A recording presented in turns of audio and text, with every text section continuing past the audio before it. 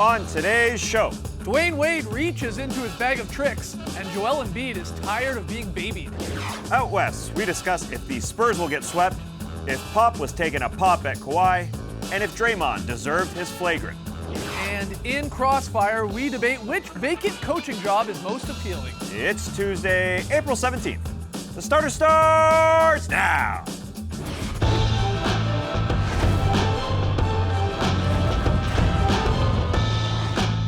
Good evening, Sweet World, and welcome to The Starters, presented by Jack Daniel's Tennessee Honey. Whether you're joining us live right now on NBA TV, watching later on YouTube, maybe listening to the podcast, doesn't matter, we're happy to have you. I'm Jay Skeets, and alongside me, as always, that's Tess Millis. Thank you for joining us. To his right, it's the international man of mystery, taking it to the max, Lee Ellis. Lily. It's all right, we've only done 1,000 of these shows, we'll figure it out. And last, certainly not least, over yonder, that is the bearded one, that's Trey Kirby. Hey-o! Hey-o! TK, what's up, man? Well, I'm here at the internet looking for your best tweets at hashtag the starters. And guys, as the kids say, Dwayne Wade was inside of a bag last night, going for a season-high 28 points and orchestrating a big 8-2 fourth-quarter run to seal things for the Heat. Perhaps the best moment was this jumper that sealed things, followed by Wade talking trash to Kevin Hart. Afterwards, the trash talk continued. What got into you tonight? Kevin Hart. Kevin Hart, really? Yep. Thank Kevin Hart for that. Nothing better than a little celebrity versus NBA player trash talk, which brings us to today's question. What is the NBA's best courtside trash talk moment? I know what you're thinking. Reggie Miller and Spike Lee. Yeah, you're right. But let's not forget about what Dwayne Wade did in 2016 to the Hornets. Pretty much what he did last night, hitting huge shots and then yelling at a guy who has come to be known as Purple Shirt Guy, aka Backpack Man. Call him what you want to call him. Dwayne Wade was calling him out. Some people blamed the series loss on Purple Shirt Guy, which was maybe a little extreme, but I don't disagree with it. Nonetheless, we want to hear from you, so hit us up on Twitter and let us know what's the best on-court, courtside trash talk moment. Send us your best tweets to hashtag the starters. We'll hear from you later. All right, get your tweets in. On tonight's show, we're going to debate whether Pop's post-game comments were a shot at Kawhi Leonard. Lee and I are going to go head-to-head in Crossfire. We got a very solid play, but let's start with a little true or false Game 2 edition, looking back at last night's games in the playoffs. Trey, why don't you get us started? Well, thanks to that classic Dwayne Wade playoff performance, Goran Dragic also being inside of a bag, and a game plan to limit Ben Simmons' playmaking, the Heat won Game 2 in Philly and therefore stole home court advantage as the series heads to Miami. True or false? The Heat have control of this series. I think that's false. I think if the Sixers as a young team crumbled when the Heat made their major adjustment, and that was a major defensive adjustment against Ben Simmons, then sure, we can say the Heat are in the driver's seat. But I think the Sixers responded pretty well to that second quarter shot at Ben Simmons, who was facing, an opposing coach, game planning for him for the first time in his career. That was the only quarter that the Heat won in this game. And then in the third and the fourth, the Sixers came back. And Ben Simmons put all those guys that went out and played D on him, those Ben Simmons rules I think that the Heat are employing, he put them all in foul trouble. He did a good job of going after it in the third and the fourth quarter, and then, the Sixers stepped up. They are an extremely young team. And that showed in the second quarter, and you definitely thought, well, the Heat are going to run away with this game, but the Sixers fought, and they don't have their best player as of yet. So, 5 games left. We got ourselves a series. Nobody then really in control. No, I wouldn't say control. No, I think we all expected a long series in this one. Yeah, I agree. I think it's false, but I don't think Philly are in control either. I think what's important for the Heat now is they have to cash in while Embiid is out, because he may be back for Game 3. We don't know. The Sixers haven't said either way. We know he desperately wants to get back into the series.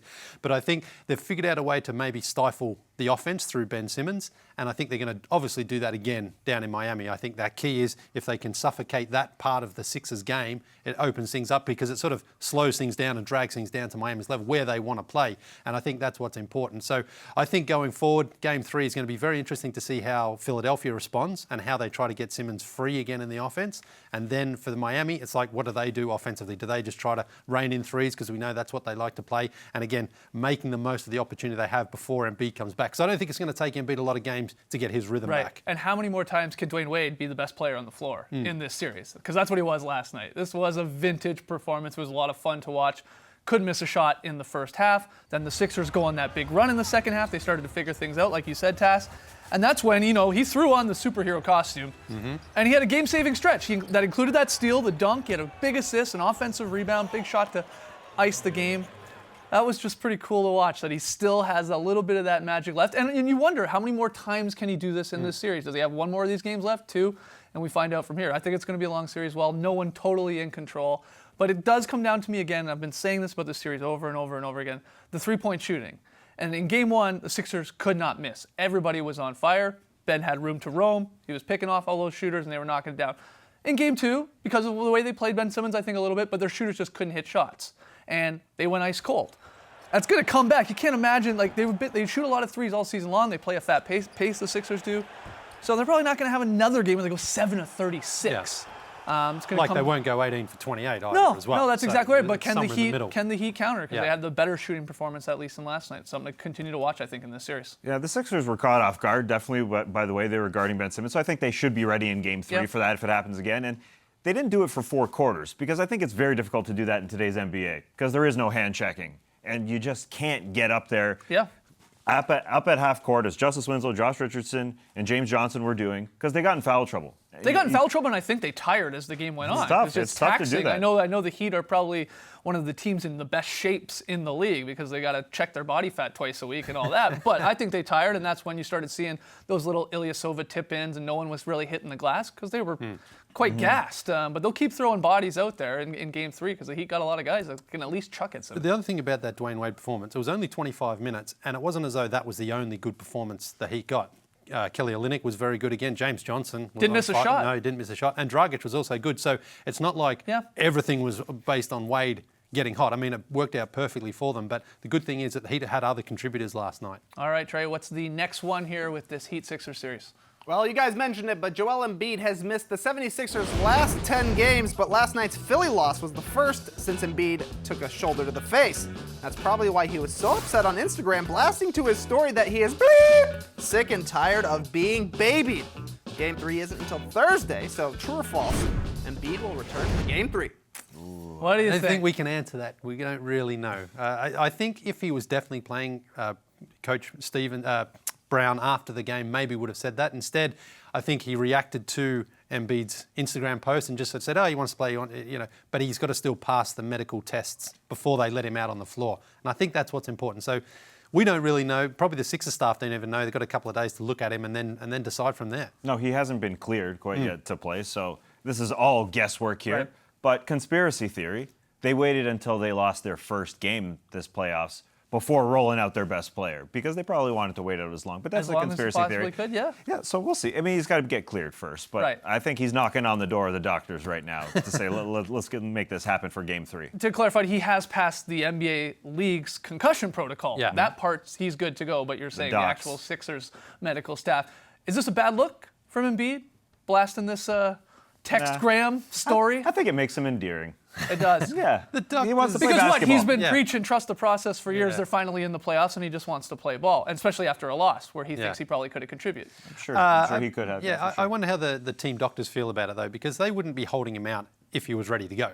I think they've got his best interests at heart here because with a facial injury, obviously, if you have any more damage, it could rule you out for the rest of the playoffs. So I guess they want him to be 100% healthy before he Think goes they out there. follow him on the gram? Maybe think they're just catching up with everybody else. It's possible. Maybe. But the thing is, imagine he does come back early, gets a whack to the face, and he's out again. And they said, well, you probably weren't quite ready to go out, but you wanted to go, so we'll let you go. You know what I mean? Yeah, I get it. I mean, what do you think about Hassan Whiteside? Does he want Joel Embiid to come back more than maybe even Joel Embiid wants to come back? Because he has no role right now in this series. Yeah. He's been completely outplayed because he can't start guarding these Ilyasovas and these Saric's out on the perimeter. He probably wants right. Embiid to come back, right? Because this is a guy that makes $25 million a year, and he's playing 15 minutes. Yeah. And he's not playing even those 15 minutes very well. Yeah, that's the issue I take with this. You're right, he doesn't have a real role on this floor, but he's also not playing very hard when he's out there. Right. So it's a little tough to watch. But Would- if Embiid comes back, Yeah, he's yeah. a He'll be into it. matchup. He also might get schooled. Possible. Let's hear from you guys, true or false, with both of TK's questions. We got lots more still to come on the starters tonight.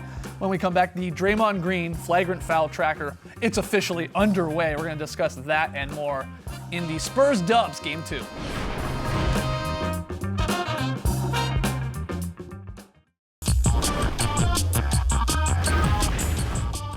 The Starters is brought to you by Jack Daniel's Tennessee Honey, official partner of the NBA. The true or false questions continue, and we'll focus now on the Spurs-Dubs Game 2. Trey, you got the cues. That's right. The Spurs looked much better last night as LaMarcus Aldridge went for 34 points and San Antonio took a 6-point lead into halftime. But then the Warriors in the second half, outscoring the Spurs by 21 as Klay Thompson went for 16 in the fourth quarter. True or false? The Warriors will sweep the Spurs. I think it's false. I still think the Spurs get a game here for a couple of reasons. One, they've been a horrible road team all season long, so it's no surprise they went into the Bay and lost both games. They're great at home. They continue to be great at home despite a very weird season. So I'll bank on that, some of the role players hitting some more shots. And at some point, maybe the Warriors, maybe even after they take Game 3, just get a little too comfortable and they mentally check out and say, what's the rush here of trying to sweep these guys? So I think this all is to say a long way of saying I do think the Spurs win one because they played a better game in Game 2 than they did in Game 1. We would agree with that, right? They were more physical. They played way better. And unfortunately, Klay and KD got cooking there and they just don't have the horses to run with them. But I think they still get one. That's why I say it's true, though, is I think the talent gap is starting to show itself. And this sort of reminds me a little bit of last season's series as well, even though obviously Kawhi went out early on in that and Steph isn't playing for the Warriors. But I just think the Warriors have started to find their groove a little bit more. The last month or so of the season, they took their foot off the gas. They were ready for the playoffs. Now they're there. Now they're starting to feel that vibe again. And I think Steve Kerr wants his guys to make sure they do focus and they don't lose concentration and go out there and take care of this series like a true professional team. Go out there, don't give the Spurs any sort of hope at all. If that's the case, then I think it's good for them. They might even sneak Steph Curry back in if they can for a game just to get him back on the court again, perhaps. Now, Popovich is amidst his longest losing playoff drought of his career, 6 straight. And Popovich, the motivator, I think will get one at home. As you mentioned, good home team, still a really good bench this season. And, you know, those bench guys should be better at home. And they're the Spurs, and they just ain't going out like that. They're not going to get swept. Yeah, okay. Trey, what's the next one? Well, Greg Popovich's news conferences are always must-watch, especially if you're Lee. But last night's was especially spicy, considering what's going on with the Spurs and Kawhi Leonard. LaMarcus has been a monster all year long. He's led our team at both ends of the floor. He doesn't complain about a darn thing out of the court. He just plays through everything. I can't imagine being more proud of a player as far as playing through adversity and being there for his teammates night after night after night. He's been fantastic. True or false? Pop took a shot at Kawhi in his post-game presser. Oh, yeah. He popped the shot. Yeah, I totally buy that. I think so. He's been doing it directly, and now because he's a creative guy and he's bored, he's doing it indirectly just to change it up. It was so sly the way he snuck it in there. Yeah, I don't think it was sly at all. I think Here it for was his pretty teammates. blatant. Yeah, Yeah, exactly. And he's fighting through everything and talking about that. And, you know, when he's got an injury, he's not complaining. He's trying to play as hard as he can and do everything. So there's no question he's sending a little message to Kawhi. Is this a bad look for the Spurs and Pop to be doing this? It's an unusual look.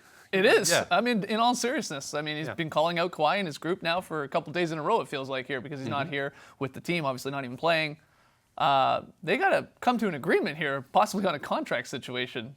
This is very weird that you'd be doing this before that's coming up, because their season could be done in a week, as we just talked about. Yeah, I don't think they're going to offer him the Supermax contract. I don't see after what's happened this season that they send, unless something happens, some crazy conversation happens and Kawhi's like, listen, I did the wrong thing, I admit it, but I'm here for good now, or something like that. Because otherwise, why would the Spurs want to lavish that sort of money on him if they feel perhaps he mailed in this season? Yeah, I think the relationship seemed a little broken with LaMarcus Aldridge. You know, last year, ready to ship him out. The summertime came and they somehow, you know, healed that wound, healed that bridge, made it whole again. Right. So you got one of the best top 5 players when he's healthy. I just don't see them letting him go unless there's something extremely irreparable here. You know. Could he have not just been trying to give LaMarcus Aldridge some credit too? He had an amazing game. You know, the 34 points. He went to work. The doubles were still coming. He was getting to the line, hitting a lot of shots. I mean, it is possible. It's possible. After, you know, as you said, you know, having a bit of a sour relationship heading into the season. Do you believe he did then? He was just praising LaMarcus? No, I totally buy that. I've coined it propaganda. I think this is all a sly move to start turning the Spurs fan base onto Kawhi a little bit when the inevitability of maybe him possibly getting moved happens. Just starting to plant those seeds. I do buy that. But let's hear from you guys. Jump on Twitter, hashtag the starters, true or false, with Pop taking a shot at Kawhi there. All right, we got time for one more, Trey. That's right, and welcome to Flagrant Watch 2018 because Draymond Green got tangled up with the Spurs. Davis Bertans late in the game. He eventually went high with an elbow, earning Draymond a flagrant one for what was deemed a hostile act. Cool. Draymond doesn't think it was the right call, but true or false, Draymond deserved that flagrant foul. I'm saying true.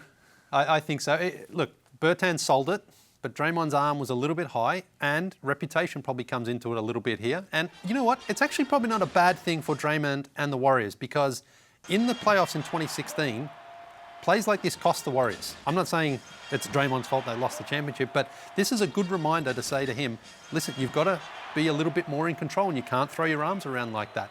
So this maybe is just the first one to the Warriors to say to him, remember what happened in the years gone by, so try to control yourself a little more. He said Bertans deserved one as well. I don't necessarily agree with that, but there's arms in there, there's arms locked up, there's a bit of contact. You've got to make sure that you don't swing your arms too high. Maybe he's just trying to get him out of the way so he doesn't get suspended in the finals and get suspended in round 1 or 2 perhaps and gets him out of the way. But here it is. Here's how it works. He had a flagrant one, so he's got 1 point. If you get up to 4 points, then you get a 1-game suspension. Draymond will not have that rescinded. I think there's no chance. Okay. The way he was jumping around afterwards and yelling as Davis Bertans missed that free throw and he went crazy, probably yelling ball don't lie with some expletives in there. I don't think there's any way they rescind that. It wasn't as much of a swing as it was a push off because it was a sort of a box out. But he's not getting it rescinded, that's for sure. Yeah, and it's short-sighted to be like, oh, Bertans should have got one too. Who cares? Yeah. They're not going to be around in a week or so. It ain't going to matter with him. It matters to you if you get to those 4 cumulative points and you end up missing a game like you did in the 16 finals. Got to watch himself. All right, quick break. Coming up next, Lee and I step into the crossfire. Davis Bertans is playing later than Davis Bertans.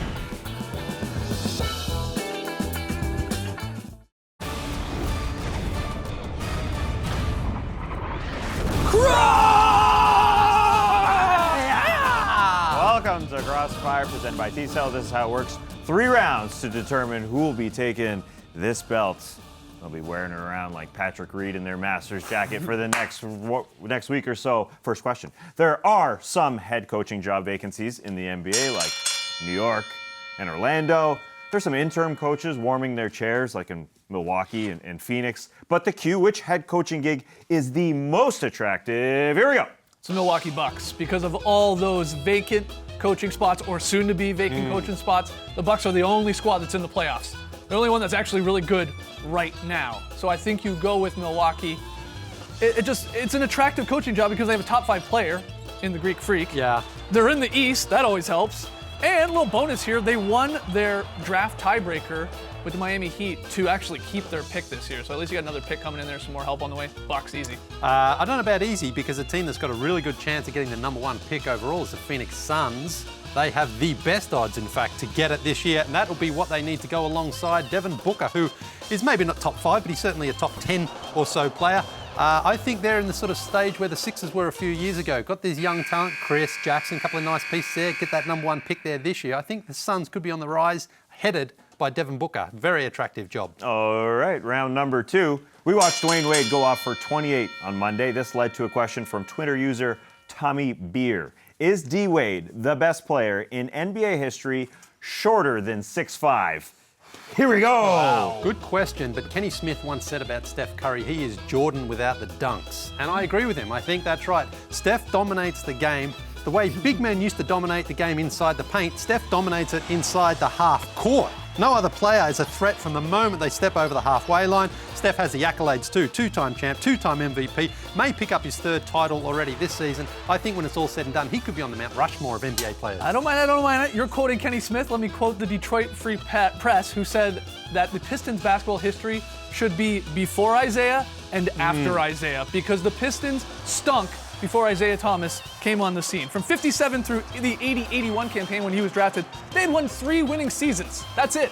And then he comes, and they got 2 titles in that decade when he was there. Should have I go had 3. Isaiah Thomas. Should have had 3. Yeah. Should have had 3. Yeah. Thank you very much. You're helping If the Isaiah case didn't here. get injured in 88. They win in 6. I've got 3. Question number 3. This will solve it. Denzel Washington joined Inside the NBA on Monday. It inspired the question. What is the best Denzel Washington movie. Here we go. Wow. Okay, with apologies to He Got Game and Man on Fire, I'm going with 2001's Training Day. That movie came out in 2001. First off, that blows my mind. I didn't think it was that long ago, but I'm going with that. He was the likable villain. Got the Oscar nod there, playing the cop in LA. I gotta go with Training Day. No question. There is a question again. It's Philadelphia in 1993, the incredible movie there with Tom Hanks. He was the lawyer, and it was really what was interesting to me was the character growth of Denzel Washington. That movie started off as a bigoted lawyer. Didn't Lee, want to you've handle only Tom seen Hanks. 4 movies And ever. that's one of them. Philadelphia, And that's one of them. Mrs. Doubtfire, Austin Powers, and Austin Powers 2.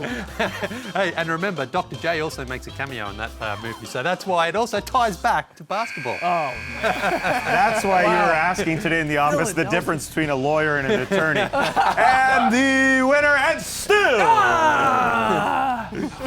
You're gonna be playing basketball in Pelican Bay, Ellis. Champ stays the champ. After the jump, Lily's very solid play. Don't go anywhere. I need my money, Jake.